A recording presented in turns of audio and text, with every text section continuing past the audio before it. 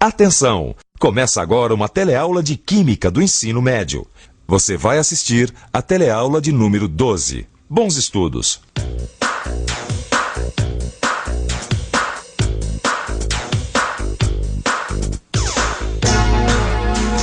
Você conseguiria viver sem oxigênio? Acho que é impossível, né? De jeito nenhum. De forma alguma, né? Não, é claro. Não. Impossível, né? E sendo oxigênio uma coisa assim importante, você tem medo que ele acabe? Sim. Tenho. Tem. Claro. Não adianta ter medo, né? Vai depender das pessoas. Tenho. Porque o homem não está dando o valor necessário à natureza, né? E cada vez mais está se tornando escasso. E você, com tanto problema de poluição, você tem medo que o oxigênio do ar acabe? Nós já vimos que é impossível viver sem oxigênio. Mas será que o oxigênio pode acabar? Se você ficou em dúvida, assista a nossa teleaula de hoje. Porque nós vamos acabar não com o oxigênio, mas com as dúvidas. Hoje você vai ver que as plantas são as grandes produtoras de oxigênio. Que existem dois tipos de substâncias, as simples e as compostas. E vai aprender também o que é fotossíntese e o ciclo do carbono. E aí, todo mundo preparado? Nossa teleaula está começando.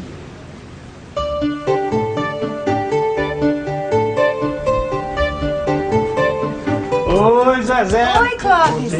Nossa, parece transmissão de pensamento. Olha só que legal que eu tava lendo aqui nessa revista sobre plantas. Bom, a gente tá cansado de saber que o nitrogênio está presente no ar e que ele é super importante para a vida. Só que isso não acontece diretamente. Escuta só. Os animais, incluindo o ser humano, não conseguem utilizar o gás nitrogênio diretamente da natureza, porque ele é um gás muito estável, não se combina com nada. Mas o nitrogênio é importante porque se transforma em proteínas. E você sabe quem transforma o nitrogênio em proteínas? Bactérias especializadas transformam o nitrogênio do ar em nitrato e as plantas usam esse nitrato para produzir proteínas. Zezé, você não perde por esperar. E aprendi muitas coisas nessa visita que eu fiz lá na firma da Ana Rita. Não é só por causa da produção das proteínas que as plantas são importantes, não. Imagine que eu perguntei para a Ana Rita qual é a melhor máquina para produzir oxigênio. E sabe o que ela me respondeu?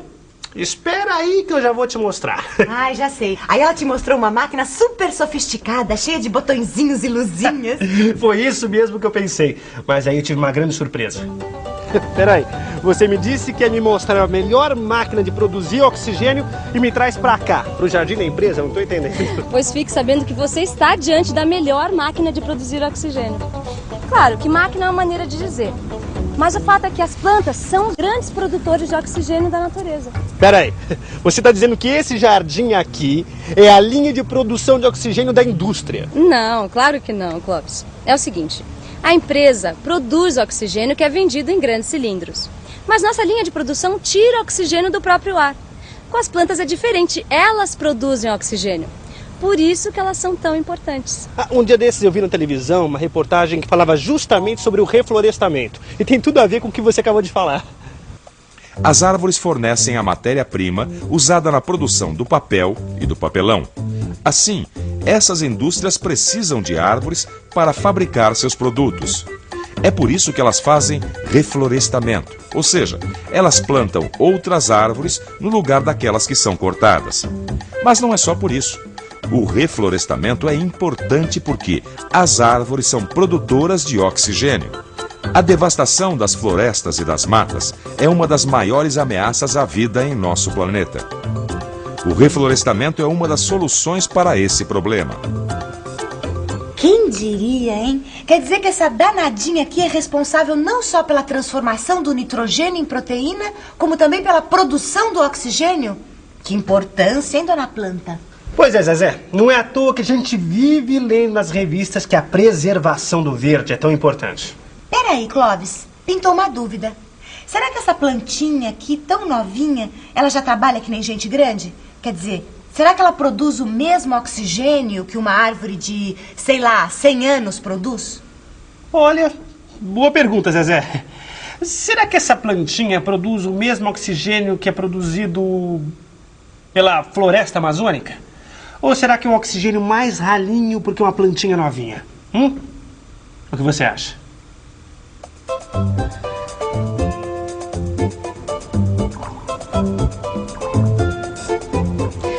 Pode anotar aí. O oxigênio produzido por uma plantinha é igualzinho ao oxigênio produzido nesse aparelho ou pela floresta amazônica. Na verdade, não importa se a planta é velha ou se ela é nova, se é um eucalipto, pinho, goiabeira ou seja lá que árvore for. Todas elas fazem a mesma coisa, transformam gás carbônico em oxigênio. Você escutou muito bem. As plantas transformam gás carbônico em oxigênio. Mas será que dá para transformar uma substância em outra? Vamos ver o que o pessoal por aqui acha disso. Você acha que dá para transformar uma substância em outra? Sim, claro. Não sei, acho que não, né? Depende da substância. Dá. Não sei, né? Depende das substâncias, né? Por exemplo, dá para transformar chumbo em ouro? Não. Chumbo em ouro, não. Não. Não. E aí, dá para transformar uma substância em outra? A resposta é depende. Primeiro, a gente precisa saber que as substâncias se dividem em dois grupos: as substâncias simples e as substâncias compostas. As substâncias simples são aquelas formadas por só um tipo de partículas. Quer ver agora alguns exemplos? Nitrogênio. Ouro. Chumbo. Oxigênio e ferro. O chumbo é uma substância simples. Isso quer dizer que ele é formado só por partículas de chumbo. Por isso ele não pode ser transformado em ouro, que também é uma substância simples. Agora, o que será uma substância composta? Ora, substância composta é uma substância formada por mais de um tipo de partículas, como a água. Exatamente, Zezé. Como nós já vimos na outra teleaula, a água é composta por partículas de hidrogênio e partículas de oxigênio. Epa, então eu já entendi tudo. Uma substância composta é uma substância que pode se transformar em outra substância simples. A água, por exemplo, pode se transformar em hidrogênio e oxigênio. Será que é isso mesmo? Vamos pensar um pouco? Vamos pensar um pouco. Muito bem. O chumbo é uma substância simples, porque é formado apenas por partículas de chumbo. É por isso que ele não pode ser transformado em ouro. Para ser ouro, precisa ser formado de partículas de ouro. É isso mesmo. Substâncias simples não podem ser transformadas em outras substâncias simples. O chumbo, por exemplo, não pode ser transformado em ouro. Já as substâncias compostas, como a água, são formadas por dois tipos de partículas, o hidrogênio e o oxigênio. Então já sei, as substâncias compostas podem ser transformadas em substâncias simples. A água, por exemplo, pode ser transformada em hidrogênio e oxigênio. Mas epa, e o gás carbônico? E o que tem o gás carbônico? O que tem é que agora há pouco alguém falou que as plantas transformam o gás carbônico em oxigênio. E se o gás carbônico pode ser transformado numa substância simples como o oxigênio, isso quer dizer que o gás carbônico é uma substância composta. Perfeito, Clóvis. O gás carbônico é uma substância composta, formada por partículas de oxigênio e, claro, partículas de carbono. Você sabe o que é carbono? Claro que sabe, quer ver só? Carbono é o nome científico da grafite, a substância preta que tem na ponta do lápis. Um pedaço de carvão também é formado por partículas de carbono. Prontinho. Tchau, tudo bom? Agora, Clóvis, tem uma coisa que eu não entendi. O que essa plantinha lucra transformando gás carbônico em oxigênio? Pra mim, ela tá no prejuízo, hein? É aí que você se engana. Eu fiz essa mesma pergunta pra Ana Rita e ela explicou tudo certinho. A plantinha transforma água mais gás carbônico em celulose e oxigênio. É o seguinte: gás carbônico mais água mais luz dá glicose mais oxigênio. A celulose é uma espécie de açúcar que a planta precisa para crescer e ficar forte. Quer dizer, então, que a planta produz ao mesmo tempo alimento para ela mesma e oxigênio para a natureza? Exatamente, só que isso acontece durante o dia, porque esse fenômeno precisa de luz para se realizar. E esse fenômeno não tem nome, não? Claro que tem. Esse fenômeno chama-se fotossíntese.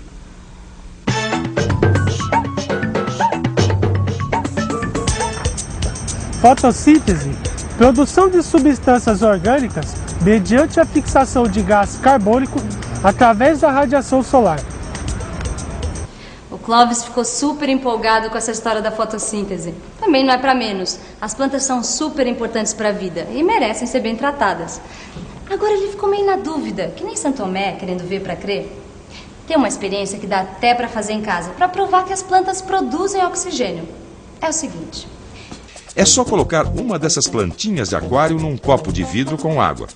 Aí, tem que colocar no sol ou acender uma lâmpada junto ao copo, porque a fotossíntese precisa da luz.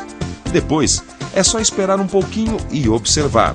Vão começar a se formar bolhas de oxigênio produzidas pela plantinha.